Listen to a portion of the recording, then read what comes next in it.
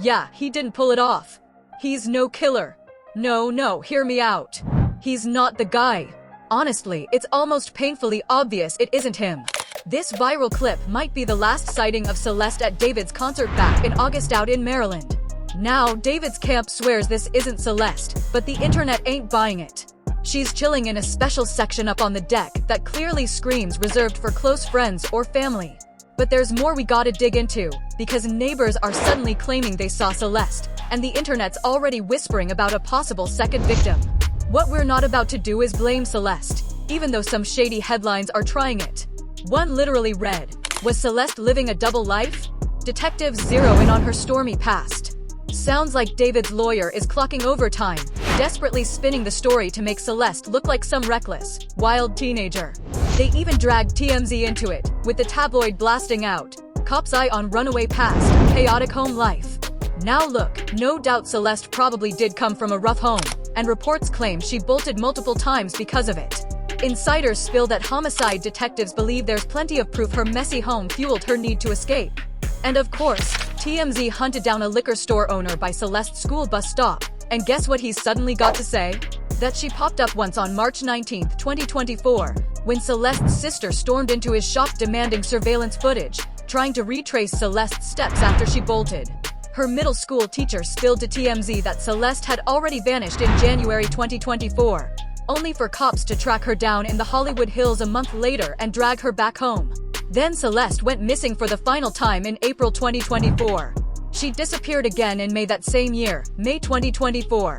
That's when her friends told me the story, saying it was this rapper, that they were blackmailing him, all kinds of messy drama. Then yesterday I find out she's dead. Sources claim Celeste survived on her own using stacks of fake IDs, trying to pass as much older than she really was. Some of David's friends are finally stepping up, admitting they had no clue she was just 14. But before we dive there, I cannot believe certain articles are shamelessly trying to pin everything on her troubled past.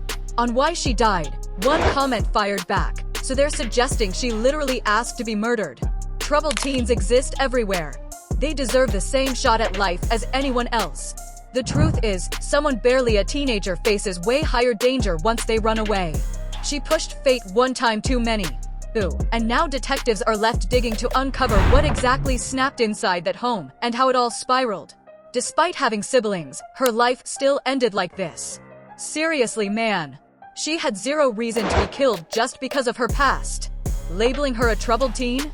That's weak. Come on. Why drag the girl's name through the dirt when she's gone?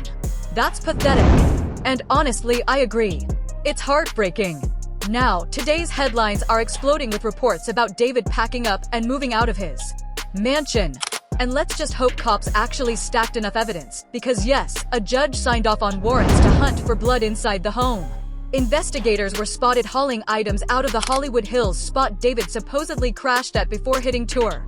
That house sits just a short distance from where the Tesla got impounded and dragged to a tow yard. So detectives whipped out luminol, the chemical that lights up hidden blood, checking if any traces of Celeste were there. You've seen this trick on crime shows when the blood literally glows under a black light. That's luminol. Word is investigators didn't just scan floors and surfaces for traces, they even checked the sink drains. So yeah, they're clearly testing if somebody tried to clean up. Sources reveal cops also swept the place for fingerprints and bagged up hair samples. Whether those prints or strands matter in the investigation is still unknown. David was staying there, and apparently his manager Josh Marshall was living there too. Remember this dude right here, the one who might have known Celeste was around? I mean, if he's under the same roof, how could he not know? Reports claim he and David were both hauling their stuff out of the place. It says Josh Marshall even asked to cut the lease short and started moving out his and David's belongings. There's always a shady reason Hollywood stars seem to slip away from scandals spotless. Same reason Morgan & Morgan flexes as America's biggest injury firm. Normal folks, myself included, don't have a personal army of lawyers ready to pounce. And when you're hurt in an accident, those slick insurance companies will always scheme to pay you pennies. That's where Morgan & Morgan storms in. With more than 1,000 attorneys and 100 offices nationwide, they're built to fight for everyday people, not greedy corporations. In Florida, one client got a measly $350,000 offer from an insurance company. Morgan and Morgan swooped in and scored them $12 million. Sure, past results don't promise the same win, but this is literally their daily grind. And now it's easier than ever. Forget drowning in stacks of paperwork. Forget paying anything up front. You can even kickstart your claim this very minute just by using your phone. Just scan the QR code flashing on screen with your camera and you're in. And don't forget, their fee is zero unless they actually win. If you ever end up injured, hit up Morgan and Morgan. You can start your claim right now by scanning the QR code or tapping the link in my description. It's quick, simple, and could flip everything. So now that we've nailed down that Josh really lived in this house with David, according to reports, let's dive into the neighbors. No name given, so we'll just call him Neighbor. This guy told The Sun he had no clue David was even a singer, but yep, he saw David and he saw Celeste too.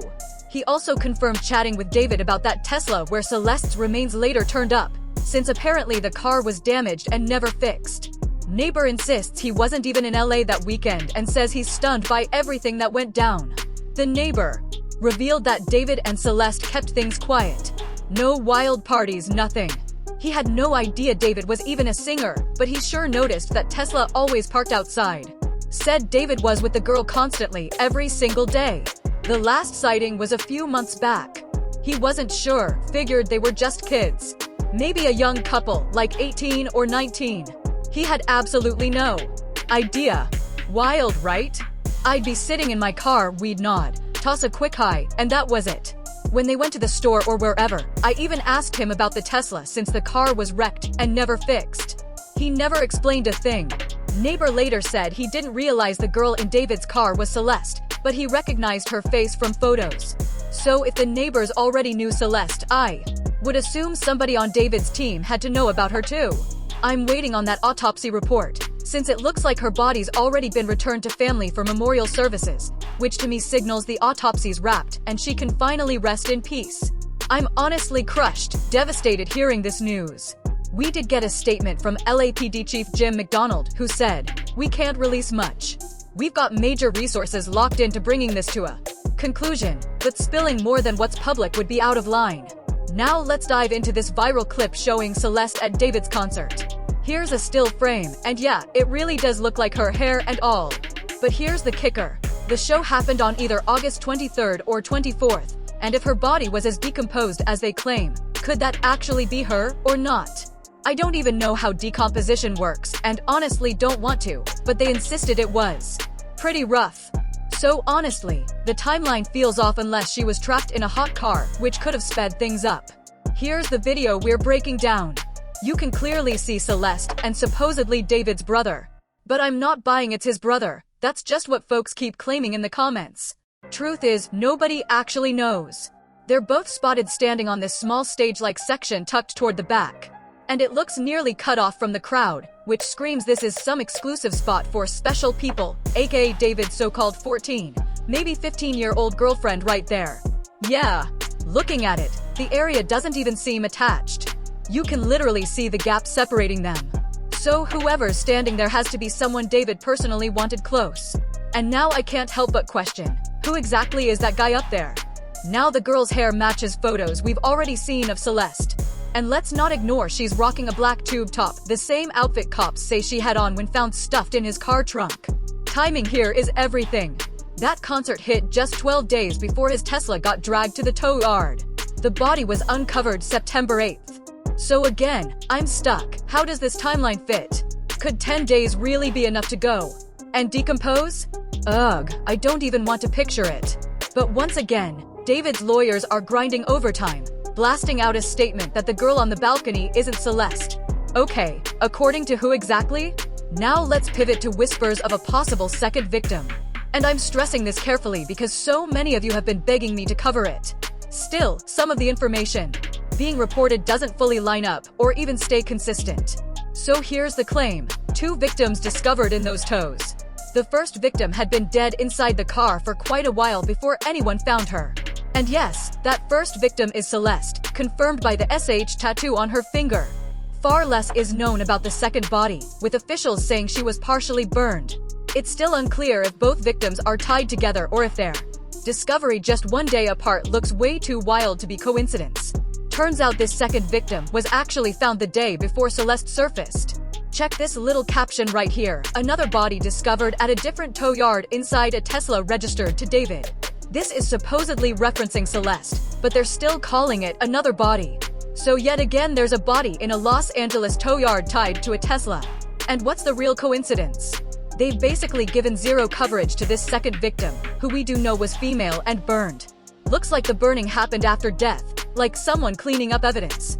Investigators insist there's no proof the two cases link, but come on, how shady is that? And right after reading that piece, I stumbled on another post. Now this one claims a second victim of David's has stepped forward, because remember, he's not just accused of unaliving, he's possibly guilty of unaliving someone. He's also guilty of carrying on with a minor. The screenshots we're about to read come from a Twitter user who was once David's friend, until finding out about Celeste. These screenshots date back to 2023, and the girl involved, who wants to stay anonymous, was underage at the time. So let's check what David actually sent this underage girl. Hola. Okay, I've been up all night thinking logically about you, work, life, relationships, and realized something you'd agree with if you see the way I do. Straight from my heart, I honestly, deeply, truly love you. But I've been checking my schedule for the rest of this year and next, and I'm barely even in Texas.